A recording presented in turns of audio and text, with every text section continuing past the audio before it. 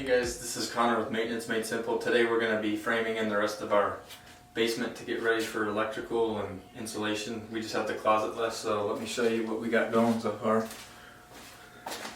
Sorry for the lighting too, this is nighttime and that's all we got. It's just a couple lights. Anyways, you can kind of see the chalk line mark out. That's going to be the outside of the 2x4s. It's going to be 30-inch opening. It's pretty decent size for a closet. Most doors are 32 to 34.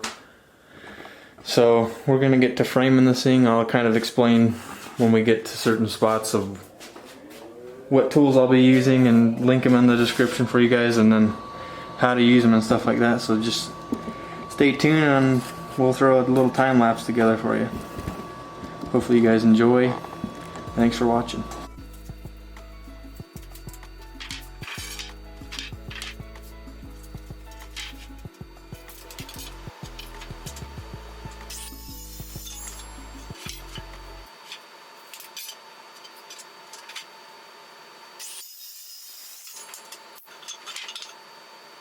I just want to point something out.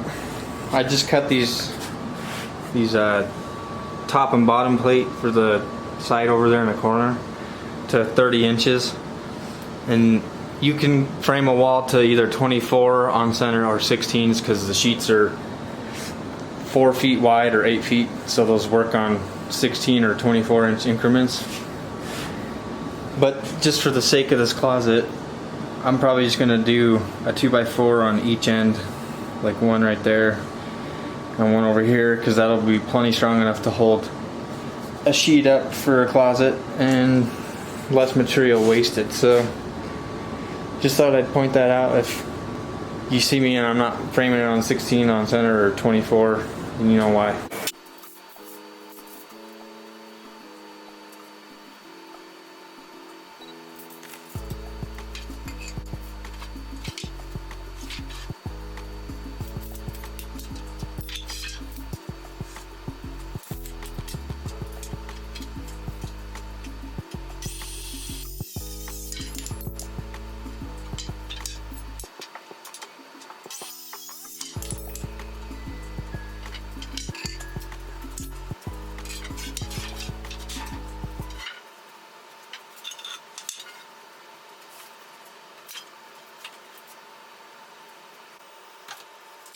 This is a 21-degree framing nailer.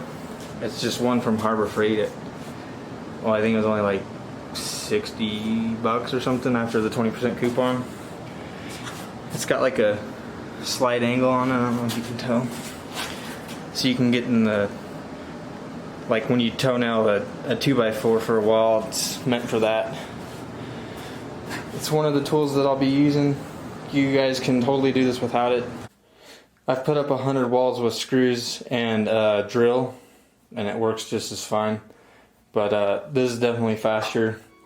And if you're going to use one of these, make sure you're careful, because they can be dangerous if you don't know what you're doing.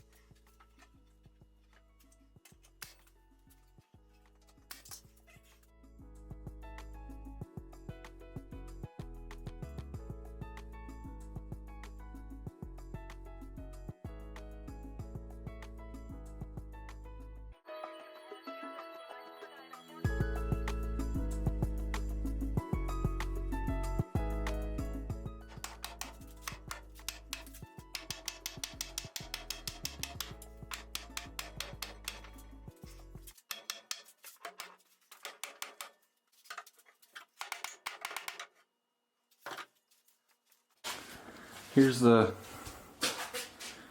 little wall we just built and we're going to put up.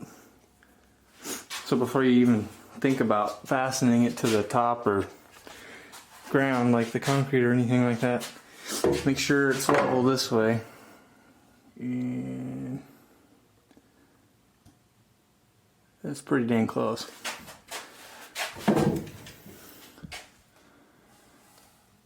This side, you can see it's a little out, so we gotta tap that in, but always make sure your walls are plumb or level, whichever turning on you use.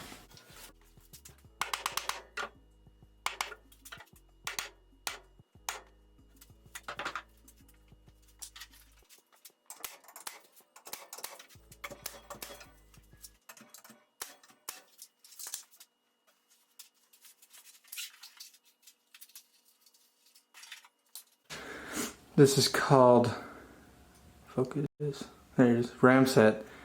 Has a little cartridge, you put your 22 blank full of gunpowder, and then you'll put your nail. In this case it's a 3-inch nail. So you just put this in there like that, and then the nail goes in this end with this little plastic piece, and it just hooks it in, and then when you're ready to use it, you compress it down like that, and then it has a spot right here on the top that's metal. You just hammer that down through the wood and it'll shoot the nail into the concrete, and that's how I have basically done all the walls in this whole entire room. So you can do concrete anchors where you drill a hole in the concrete and then drill a hole in the board, and then you'll anchor that down by putting the lock washer and a nut and then screw it together. But this way works just as good. The wall's not going to go anywhere, so totally up to you guys.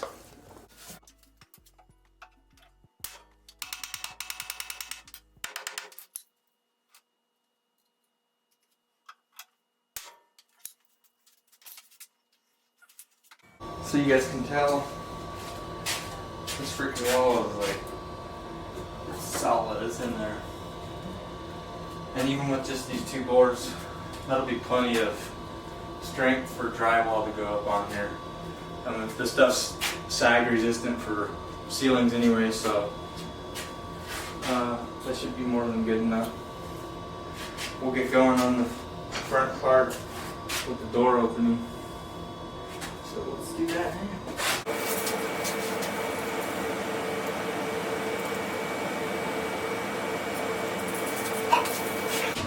I'm going to cut one long board for the top plate, and then the two little ones on either side of the doorway are going to go next, and it's going to be kind of like a U wall, like you want it all to go in one piece, not section. So I'm going to cut the top piece first, and then we'll cut the two bottom pieces, and then the uprights.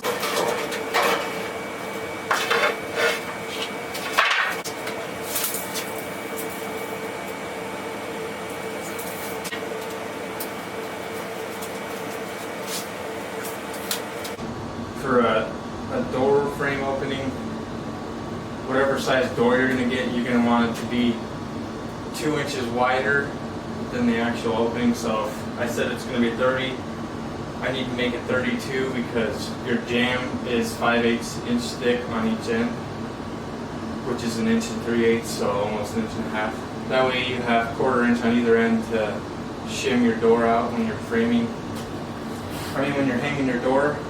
And then a standard height is 80 inches, so you want to go 1 inch taller. So I'm going to measure these and then make them 1 inch shorter since I measured to the actual 30 inches.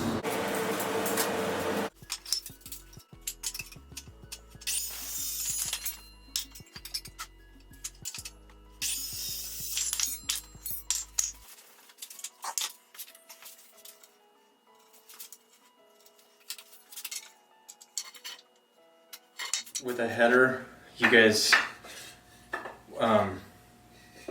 if you just put two pieces of 2x4 together, that's only 3 inches. And from this edge of the 2x4 to this edge is 3.5. So if you were to just do those together, you can see barely. There's a 1/2 inch right there. So most people do 2x4 or 2x6 and they sandwich it between 7/16 OSB plywood, and that's what they normally do for a header board, but I'm not going to be doing that because there's no need. It doesn't need to be that strong for just a closet door. I'm probably going to custom build those anyways. So I got my top plate cut for the doorway and the two little pieces, and I'm going to measure for the uprights on either side of the door.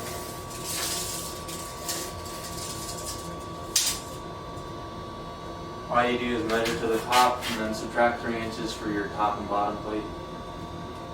And then I like to go a tiny bit less so it's not so hard to get these in here. The last few I've done, I've had to wedge in there pretty hard, so I'll do probably a 1/8 inch to 3/16 and that'll be good enough.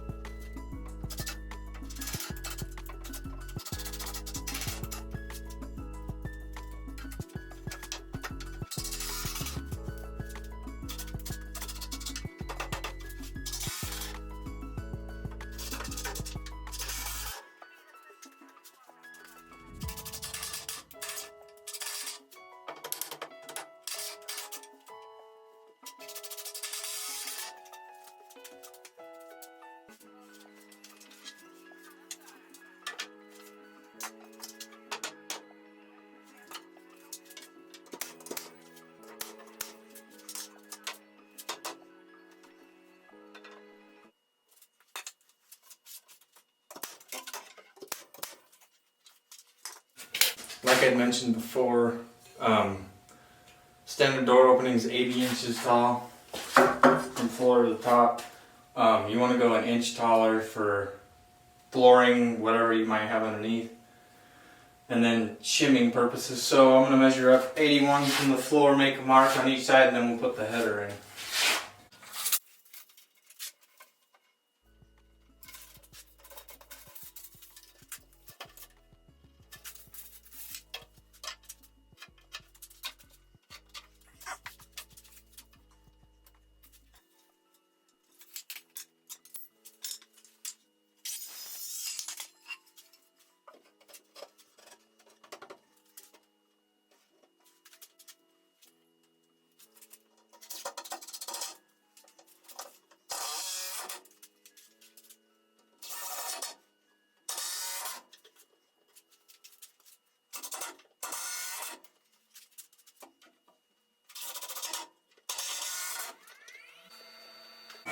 Okay, well there it is.